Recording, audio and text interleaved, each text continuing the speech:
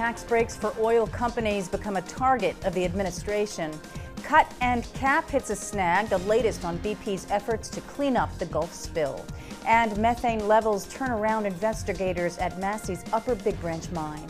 From the Energy News Center in Washington, D.C., this is the Energy Report with Susan McGinnis. Good afternoon, I'm Susan McGinnis. Thanks for joining us for the Energy Report. President Obama says it's time to roll back tax breaks for oil companies. Today at Carnegie Mellon University in Pittsburgh, the president said the catastrophic Gulf oil spill shows there are inherent dangers of drilling 3 to 4 miles into the earth for oil. He says it shows offshore drilling must be safe and only a short-term solution while the nation makes what he calls a full commitment to a clean energy economy. It means tapping into our natural gas reserves and moving ahead with our plan to expand our nation's fleet of nuclear power plants. It means rolling back billions of dollars of tax breaks to oil companies so we can prioritize investments in clean energy research and development. But the only way the transition to clean energy will ultimately succeed is if the private sector is fully invested in this future. If capital comes off the sidelines and the ingenuity of our entrepreneurs is unleashed. And the only way to do that is by finally putting a price on carbon pollution. And President Obama says the climate bill pending in the Senate is the best way to achieve that. And while he acknowledges it may not have enough votes right now, he promises to get those votes this summer. Well, BP's latest effort to contain the Gulf oil spill hit a snag today. Crews now are working to free a saw that got stuck in a broken riser pipe on the bottom of the Gulf. The hope was to cut through the pipe and position a cap over the opening. Coast Guard Admiral Tad Allen said crews hope to finish the cut later in the day. The effort could temporarily increase the flow of oil as much as 20%. Engineers may have to bring in a second saw. Meantime, they are shooting chemical dispersants at the oil leaking out of the new cut. The goal is to contain, not plug this gusher. The cap could be placed over the spill as early as today.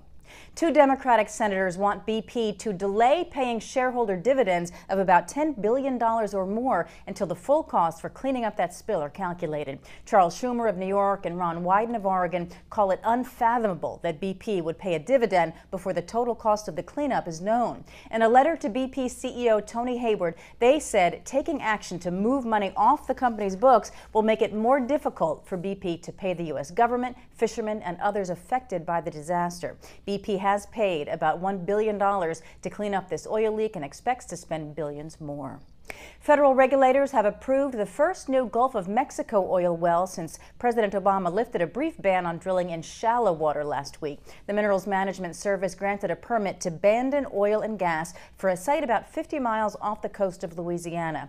The president has extended a moratorium on deep water wells. This new permit allows drilling in a water depth of 115 feet. Abandon Oil and Gas first sought that permit in April, just shortly after the Deepwater Horizon operated by BP exploded and sank. Federal officials are bringing in star power to help find answers to stopping this leak. They're now working with director James Cameron, considered an expert on underwater filming and remote vehicle technologies because of his movies Avatar and Titanic. Cameron was among a group of scientists and other experts who met with officials from EPA, the Coast Guard, and NOAA for a brainstorming session. Dangerous gases have turned back investigators venturing for the first time into Massey Energy's Upper Big Branch mine since that April explosion. A spokeswoman for the Federal Mine Safety and Health Administration says 2 teams got about 1,000 feet into the mine this morning, but left after about an hour because handheld meters registered potentially elevated levels of carbon monoxide and methane gas. West Virginia spokeswoman Leslie Fitzwater says the teams hope to try again. After checking their instruments, no one had entered the mine since rescuers removed the final victims in April.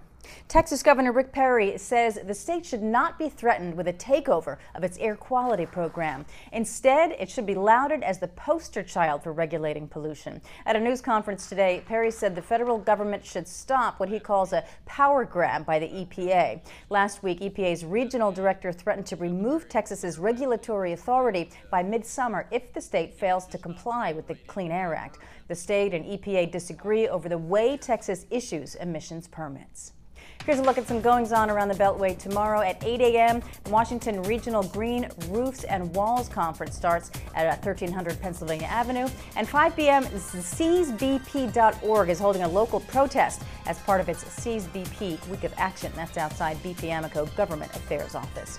That is the Energy Report. We'll see you again tomorrow with your latest energy news. And for any suggestions or comments about our programming on Clean Skies News, you can email us at contact@cleanskies.com, and you can follow us on Twitter and Facebook. From all of us here in the Energy News Center, have a good day.